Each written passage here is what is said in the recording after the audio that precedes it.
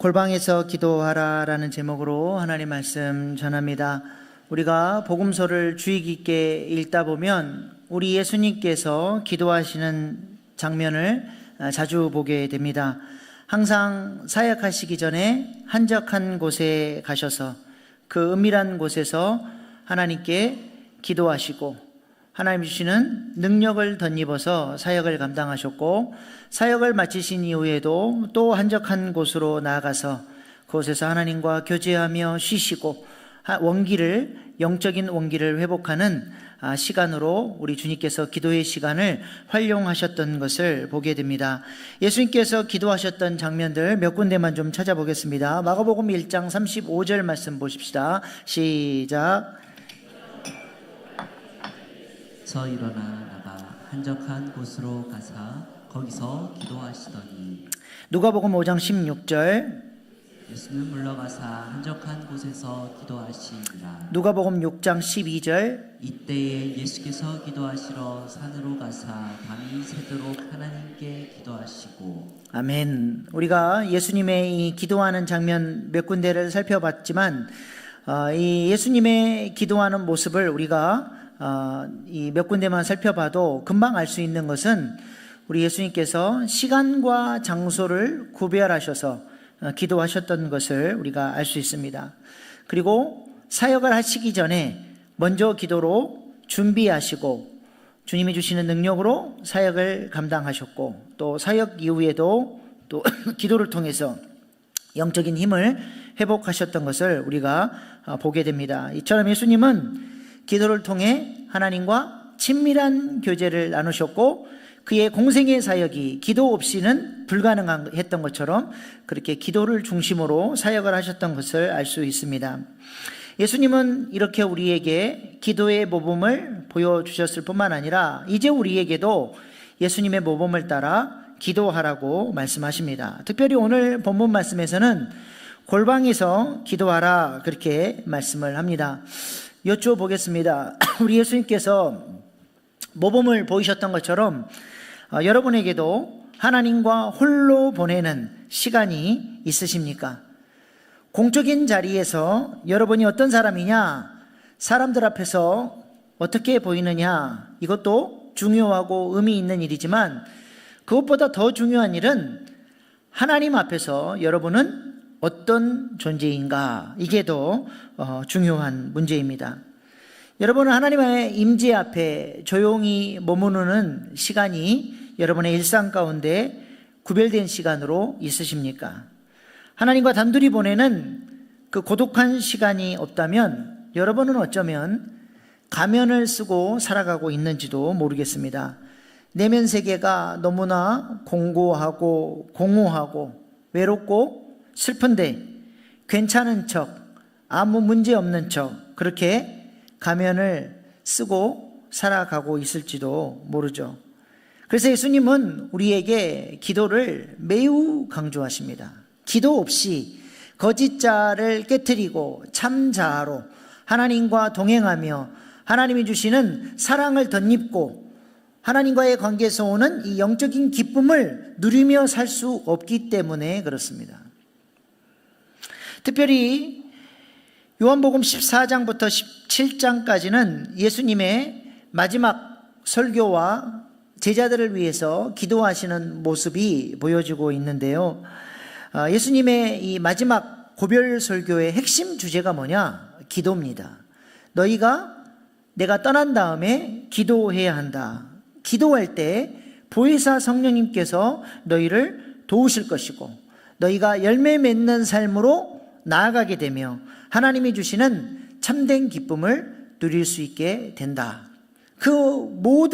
이런 모든 삶의 기초가 바로 기도라고 하는 사실을 우리 주님은 마지막 고별 설교를 통해서 거듭 말씀하셨습니다. 그렇다면 우리도 기도해야 됩니다. 기도해야 제자답게 살 수 있고 신자답게 살 수 있습니다. 그러면 어떻게 기도해야 됩니까? 예수님은 오늘 본문 말씀을 통해서 우리에게 어떻게 기도할 것인지를 가르쳐 주고 계시죠. 교회를 다니며 신앙생활을 하는 사람들은 누구나 기도의 중요성에 대해서는 귀에 못이 박히도록 많이 들었습니다. 그런데 기도의 중요성을 알고는 있지만 의외로 많은 그리스도인들이 기도 생활을 잘 하지 못하고 기도를 어려워한다는 것이죠. 기도에 대해서 가르쳐주는 책들도 오히려 우리를 주눅들게 하는 경우가 더 많습니다. 우리나라에 아마 기도 관련 주제로 제일 많이 팔린 책이 낙타 무릎일 것입니다.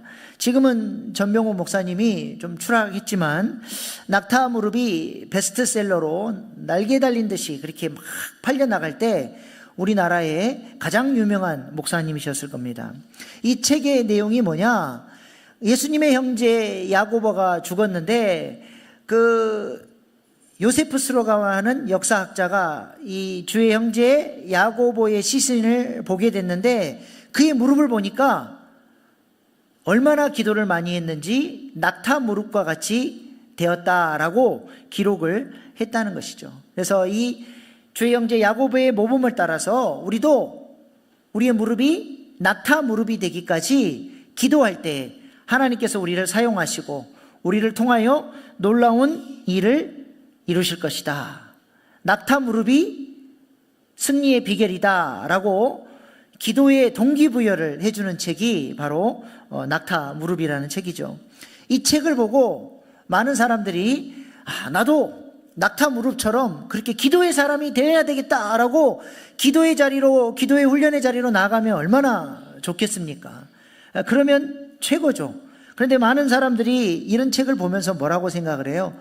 아이고, 무슨 나 같은 사람이 낙타 무릎씩이나 될 필요가 있나? 나는 그렇게 기도도 못하고 그렇게 기도할 시간도 없다 하면서 이내 그냥 이 기도의 책이 오히려 부담이 돼서 기도에서 더 멀어져 버린다는 것입니다. E.M. 바운주라고 하는 유명한 기도의 사람이 있죠. 그의 책 기도의 능력은 기도의 고전으로 알려진 매우 유명한 책입니다. 이 책에서 바운주 목사님은 이렇게 이야기합니다. 하나님은 사람을 찾아서 쓰십니다. 그런데 어떤 사람을 찾아 쓰십니까? 능력 있는 사람을 찾아 쓰시는 것이 아니라 기도하는 사람을 찾아서 쓰십니다. 그러므로 기도하는 사람이 되십시오. 참 좋은 말씀이죠. 실제로 바운주 목사님은 자신이 이야기하는 것처럼 그렇게 기도의 사람이었고 하루 3시간씩 기도하는 사람이었습니다. 또 그의 책에서 기도의 사람이라고 소개했던 존 웰치 목사님 같은 분은 하루 8시간에서 10시간씩 기도를 했고 그렇게 기도하지 못한 날은 무엇인가 잘못 보낸 하루라고 생각을 했다는 것입니다. 여러분은 이런 이야기를 들으면 어떤 생각이 드십니까? 와, 나도 기도의 사람처럼 기도의 시간을 늘리고 더 기도하는 일에 열심을 품어야 되겠다. 그런 마음을 품으면 최고죠. 최고의 마음의 태도입니다. 그런데 많은 경우 어떤 생각을 해요? 기도의 능력에 동의하고 기도의 사람들을 통해서 행하신 일들을 보면서 와, 대단하다. 감탄은 하는데 정작 자신에게 적용하기에는 엄두를 내지 못한다는 것이죠. 이런 것은 수도원에서 기도의 최고봉의 수준에 오른 사람들이나 하는 기도지 나처럼 일상에 바쁘고 쫓기는 사람이 어떻게 이렇게 기도할 수 있겠느냐라고 생각하면서 오히려 기도에서부터 더 멀어지고 기도를 부담스럽게 생각하게 되는 것입니다. 그러나 기도는 결코 어려운 것이 아닙니다. 기도에 있어서 가장 권위 있는 선생님이 누구십니까? 기도에 가장 권위 있는 선생님이 누구예요? 우리 예수님이에요. 우리 예수님께서 오늘 마태복음 6장 본문에 기도를 어떻게 하라고 가르쳐 주시는데 우리 예수님이 가르쳐 주신 기도는 어렵지가 않습니다. 그 방법대로 기도하면 누구나 기도를 실천할 수 있다는 것이죠. 원래 대가는 쉽게 가르쳐 줍니다. 어설픈 사람들이 꼭 어렵게 가르쳐요. 이게 탁구도 배워보면 이렇게 뭐 스매싱이나 드라이브 같은 거를 꼭 자기가 원하는 폼대로 그냥 다 뜯어 고치려고 막 지적을 하고 어렵게 가르치고 뭐 궤도 어떻고 막 이론까지 막 섞어가면서 가르치는데 대가들은 어때요? 쉽게 가르쳐요. 딱 원리. 그냥 막 아무렇게나 스윙을 해도 꼭 기억해야 될, 반드시 스윙을 할 때 잊지 말아야 될 핵심, 그 탁구의 이 모든 스윙의 핵심을 딱 가르쳐주고 그것만 기억하고 해보라고 하면 금방 원리를 따라가게끔 그렇게 쉽게 가르쳐주는 것이죠. 우리 예수님이 기도에 있어서 최고의 대가 아닙니까? 우리 주님은 누구나 쉽게 따라할 수 있는 기도의 원리를 가르쳐 주셨다는 것이죠. 앞으로 주님이 가르쳐 주신 기도에 대해서 우리가 몇 주간 말씀을 나눌 텐데요. E.M. 바운주 목사님의 기도나 낙타 무릎과 같은 기도의 수준은 아니더라도 우리 주님이 가르쳐 주신 쉬운 기도는 나도 할 수 있겠다, 나도 한번 해보자 라고 하는 이런 마음의 태도를 가지고 우리가 기도에 접근해 볼 수 있기를 소망합니다. 아멘. 그래서 우리 삶 속에 실제로 기도 생활이 시작이 되고 기도의 능력을 경험하는 그런 귀한 시간이 될 수 있기를 소망합니다. 그렇다면 오늘은 첫 번째로 본문 5절 6절 말씀 보겠습니다. 우리 한번 같이 읽겠습니다. 시작. 또 너희는 기도할 때에 외식하는 자와 같이 하지 말라. 그들은 사람에게 보이려고 회당과 큰 거리 어귀에 서서 기도하기를 좋아하느니라. 내가 진실로 너희에게 이르노니 그들은 자기 상을 이미 받았느니라. 너희는 기도할 때에 내 골방에 들어가 문을 닫고 은밀한 중에 계신 내 아버지께 기도하라. 은밀한 중에 보시는 내 아버지께서 갚으시리라. 아멘. 우리 주님이 기도를 가르쳐 주시면서 첫 번째로 하신 말씀이 무엇입니까? 사람을 의식하지 말라는 거예요. 사람이 보이지 않는 곳에서 골방으로 들어가 오직 하나님께만 마음을 쏟고 하나님께 집중해서 기도하라 말씀합니다. 기도가 무엇입니까? 기도는 하나님께 우리의 필요를 요구하는 것입니까? 틀린 말은 아니에요. 그러나 충분치는 않습니다. 기도는 하나님께 청혼하고 비는 것만을 말하지 않죠. 오늘 본문에서 우리 예수님께서 기도를 가르쳐 주시면서 우리에게 요구하시는 것은 뭐냐면 너희가 먼저 기도의 첫 출발로 하나님과 사귐을 가질 수 있는, 하나님과 교통할 수 있는 고독한 시간, 구별된 시간, 구별된 장소, 골방을 마련할 것을 말씀합니다. 그 시간을 통해 하나님과 단둘이 교제의 시간을 가지라 말씀하시는 것이죠. 오직 하나님께 집중하고 하나님께 내어드리는 그 시간을 통해서 하나님과 친밀해지는 것입니다. 그 시간에 말을 해도 되고 말을 하지 않아도 괜찮습니다. 몸을 움직여도 되고 몸을 움직이지 않아도 됩니다. 무릎을 꿇어도 되고 꿇지 않아도 됩니다. 손을 모아도 되고 모으지 않아도 됩니다. 눈을 감아도 되고 눈을 감지 않아도 됩니다. 그것은 문제가 되는 것이 아닙니다. 오늘 예수님께서 말씀하시는 것은 하나님과 나 사이에 그 무엇도 방해할 수 없는, 끼어들 수 없는 그 시간을 마련하라는 거예요. 그 시간을 통해서 하나님과 친밀해지는 시간으로 나아오라고 말씀하고 있습니다. 그렇게 하나님과 친밀해져야 우리 예배도 가능하고 찬양도 가능하고 헌신 봉사도 가능하다는 것이죠. 하나님과 내가 개인적인 만남이 없고 개인적으로 친밀하지 않는데 무슨 하나님 앞에 영광스러운 예배를 드리고 하나님이 좋다고 찬양을 하고 헌신 봉사를 할 수 있겠습니까? 그래서 신앙의 첫 출발, 그건 뭐예요? 하나님과 단독자로 만나는 골방, 하나님과 친밀한 교제를 나누는 시간이 있어야 된다. 우리 주님이 지금 그 시간, 그 장소를 구별할 것을 말씀하시는 것입니다.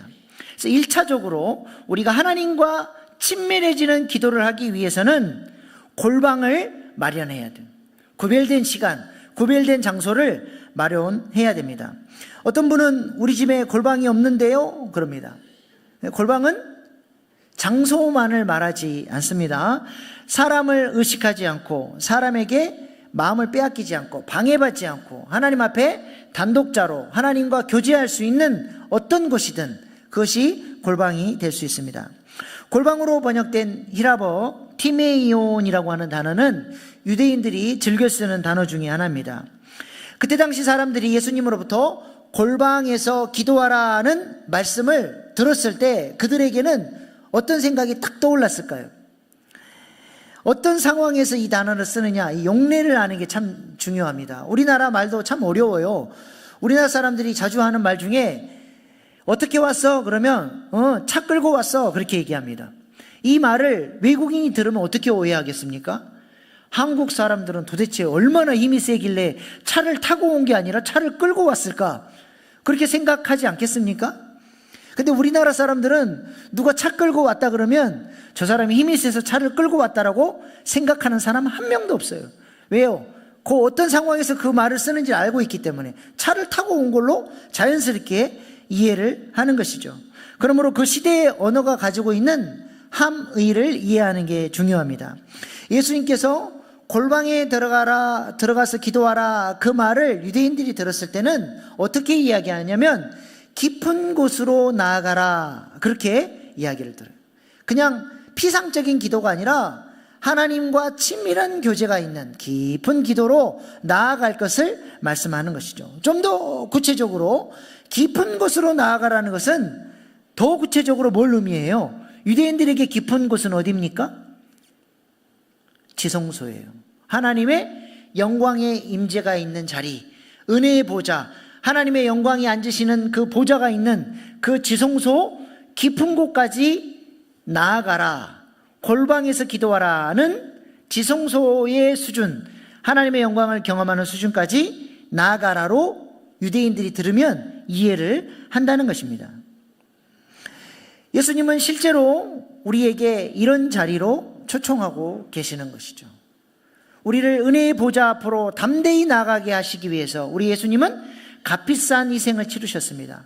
십자가에서 자신이 죽으심으로써 휘장을 위에서 아래로 지성소 휘장을 찢으시고 그 영광의 길을 열어주시고 우리 모두가 이제 은혜를 필요로 할 때마다 담대히 그 은혜의 자리, 보좌의 자리로 나아갈 수 있도록 길을 열어주시고 그 영광의 자리로 우리를 초청하시는 것이죠.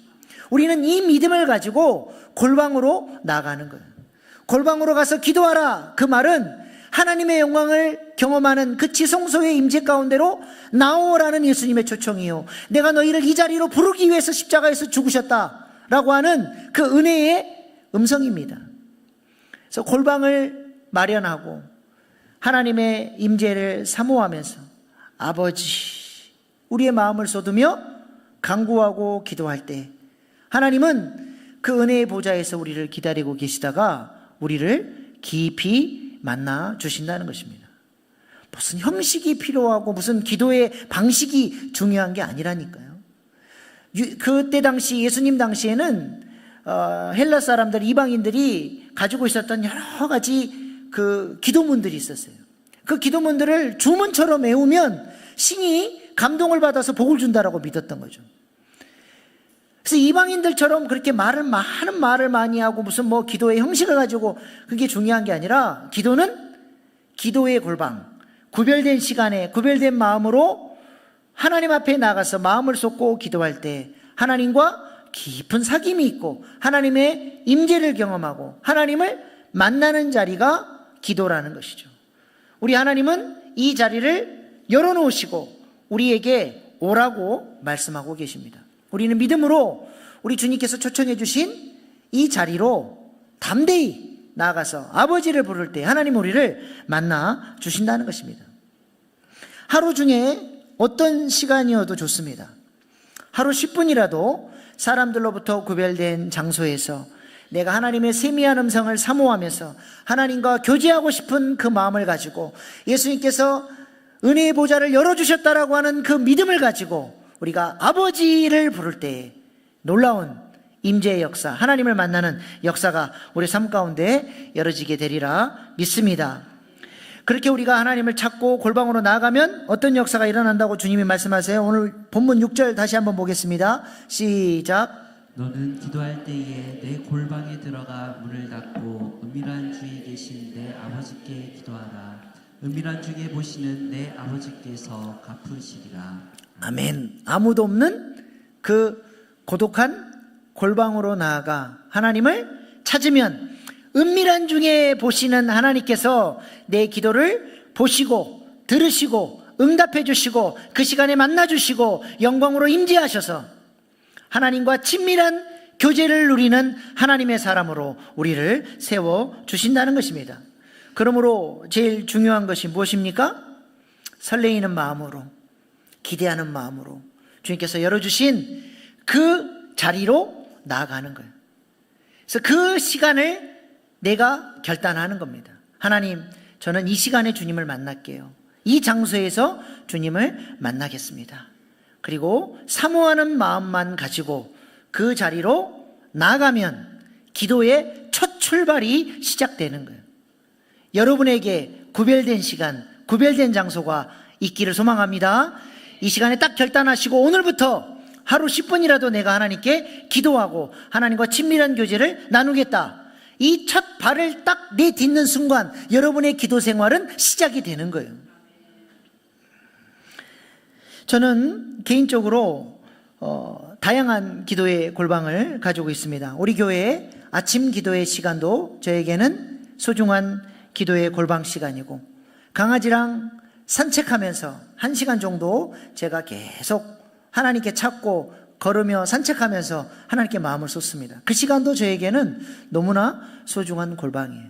그리고 제가 준비한 노트에 제가 좋아하는 필기구가 좀 좋아야 돼요. 쓰고 싶은 막 충동이 드는, 그래서 좀 좋은 걸 사셔요. 그래서 쓰면서 제 마음을 막 토솔하듯이 쏟아놓는 거예요. 내 느낌, 감정, 생각 다 하나님 앞에 있는 그대로 쏟아놓다 보면 하나님의 세미한 음성이 들려오고 하나님이 주시는 말씀이 있고, 그 언약의 말씀을 내가 또 붙들고 결단하는 기도를 하고, 저에게 너무나 소중한 시간이 바로 글을 쓰면서 하나님 앞에 구별된 시간, 기도의 골방 시간입니다. 정형화된 기도의 방법은 없습니다. 내가 하나님 앞에 단독자로 쓰는 게 중요해요. 하나님과 친밀한 교제를 나누는 한 영혼으로 그렇게 하나님과 만나는 거예요. 항상 객관적인 하나님, 설교 시간에 듣는 하나님, 다른 권사님, 다른 장로님의 하나님이 아니라 내가 경험한 하나님, 주관적으로 내가 교제하고 만나는 하나님이 내게 있어야 돼요. 그 하나님이 나를 격려해 주시고 위로해 주시고 세임 주시고 주님 뜻대로 살 수 있는 능력을 공급해 주시는 것입니다. 그 시간이 내게 가장 소중하고 행복한 시간이 되는 것이죠. 야곱 같은 경우는 형 에서를 피해서 도망가던 그 들판에서 하늘이 열리고 하나님의 임재를 경험하지 않았습니까? 그곳이 야곱에게 골방이 된 거예요. 창세기 26장 16절 17절 말씀 보십시다. 시작. 야곱이 잠이 깨어 이르되 여호와께서 과연 여기 계시거늘 내가 알지 못하였도다. 이에 두려워하여 이르되 두렵도다 이곳이요 이것은 다름 아닌 하나님의 집이요 이는 하늘의 문이로다 하고. 아멘. 야곱은 하나님을 단편적으로 알았어요. 지역신 정도로 아버지가 계시는 집에만 있는 분이 하나님인 줄 알았어요. 근데 자기가 도망자 신세가 되고 외롭고 두렵고 슬프고 걱정 많은 그 자리에, 그 광야에 하나님이 나와 함께 하시네. 우리 하나님이 나의 이 고통 가운데 함께 동행해 주시네. 이 사실이 깨달아지는 순간 야곱에게는 기도의 골방의 세계가 열린 거예요. 그의 생애에 얼마나 많은 고난이 있었습니까? 그럼에도 불구하고 이 고난 중에 기도의 골방에서 만나주시는 하나님으로 인해서 그 많은 고난의 세월들을 믿음으로 이겨낼 수 있었던 것이죠. 그 기도의 골방이 야곱으로 하여금 믿음을 잃지 않도록, 소망을 잃지 않도록 붙들어 주었다는 것입니다. 그러므로 기도의 골방이 우리에게 주는 유익이 무엇입니까? 따라해 보십시다. 나 홀로 충만.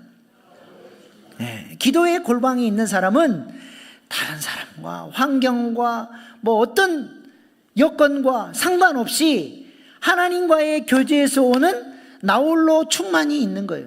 그래서 다른 사람의 눈치, 누가 하라 그래서 하고 누구 때문에 못하고가 아니라 하나님과의 관계에서 오는 거룩한 부담감, 사명감이 있기 때문에 주님이 기뻐하시는 일에 자기가 자발적으로 헌신하는 사람이 된다는 것이죠. 나홀로 충만이 그래서 중요합니다. 사람 보고 교회 오는 게 아니고 뭐 누가 내가 좋아하는 사람이 있으니까 헌신하고 내가 미워하는 사람이 있으면 안 하고 그런 정도 수준이 아니라는 거예요.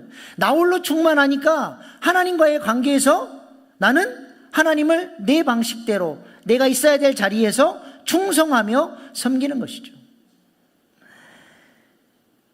때때로 저도 그런 경우들이 있습니다. 이미 찬양이 시작됐는데 예배당에 빈자들이 많으면 오늘따라 왜 이렇게 성도님들이 안 오시지? 하면서 마음을 빼앗기는 거예요. 속상한 마음, 실망스러운 마음, 찬양에 온전히 집중하지 못할 때가 있습니다. 특별히 금요 기도회 때 더 그러는 것 같아요. 좀 많이들 오셔서 교회가 그 어느 때보다도 기도가 필요한 시기고 기도로 좀 힘을 모으고 우리 교회가 좀 기도로 일어났으면 좋겠는데 너무 많은 빈자들이 있을 때마다 마음이 막 실망이 되고 힘들어질 때가 있어요.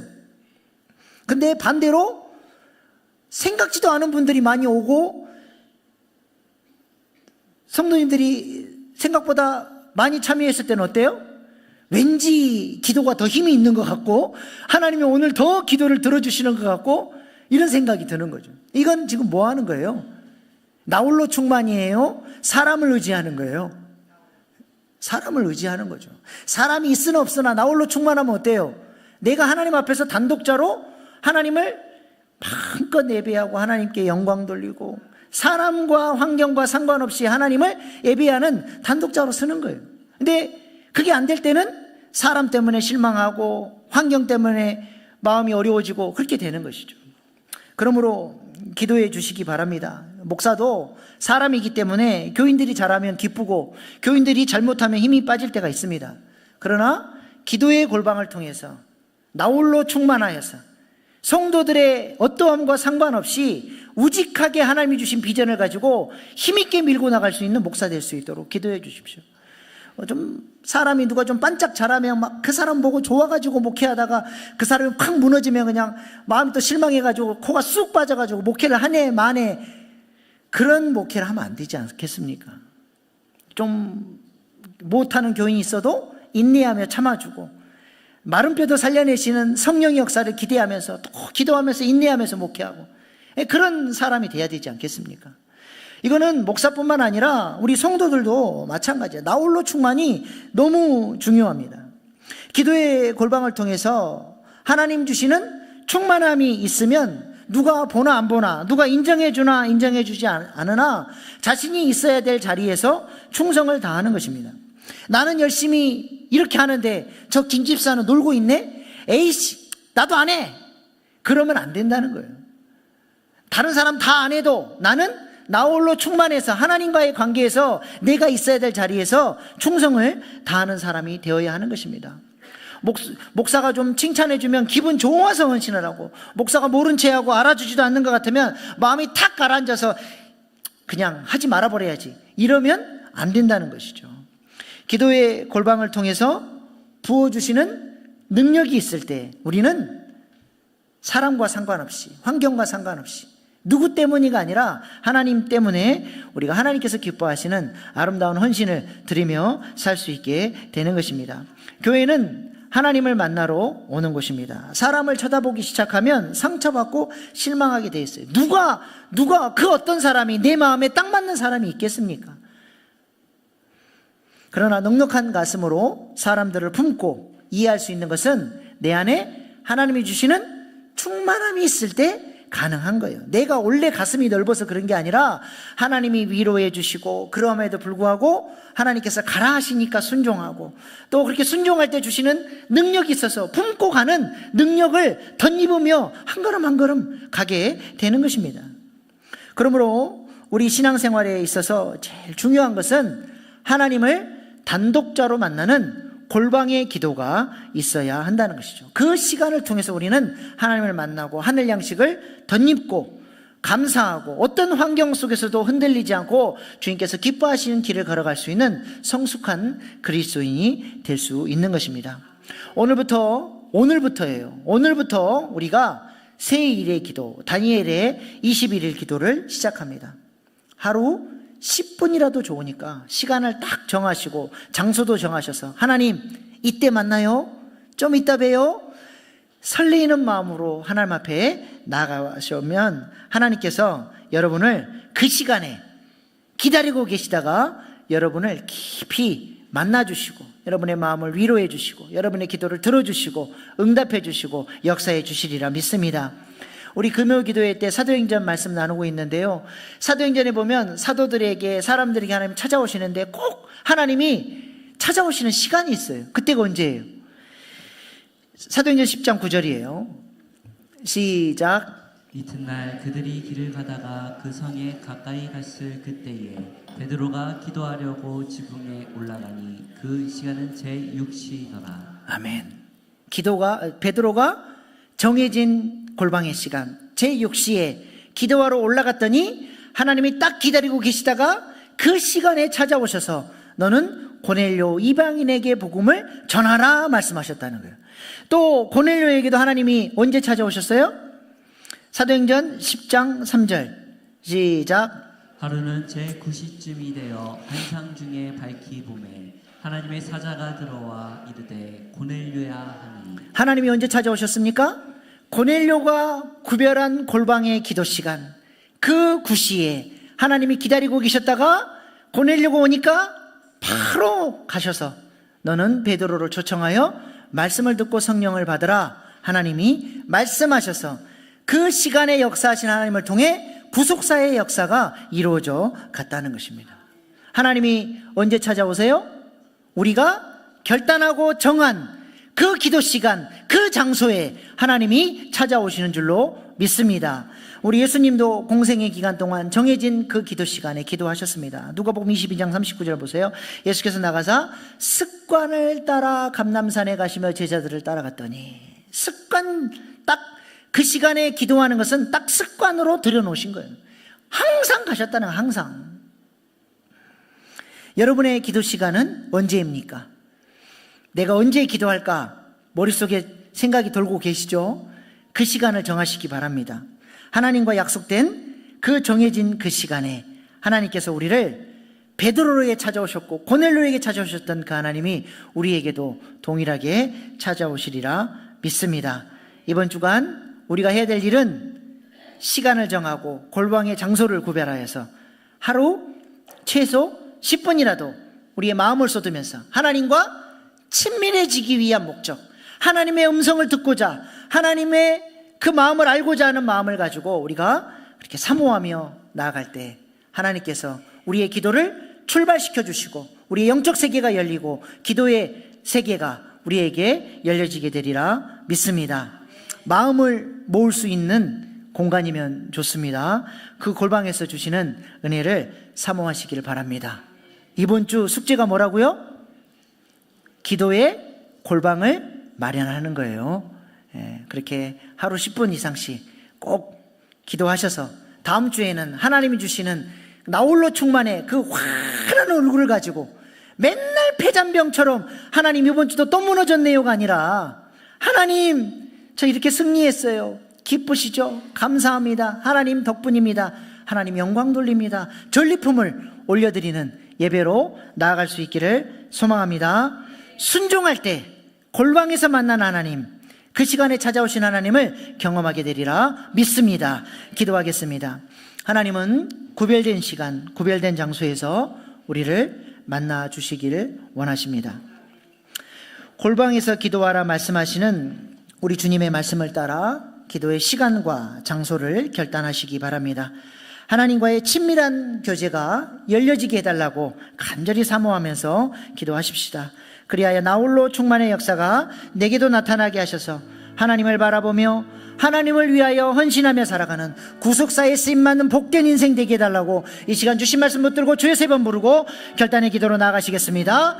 주여 주여 주여